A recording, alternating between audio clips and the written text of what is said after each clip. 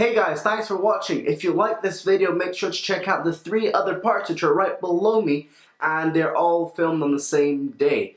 Not the best quality content, but I am learning. That was my first day of plane spotting with professional equipment. I have now bought a new tripod which should be arriving soon, and I have looked at techniques to overcome the imperfections I made, so next time it should hopefully be a lot better. If you like this video, please like, share and subscribe. I'm Merryface. I'll see you guys next time, and happy flying.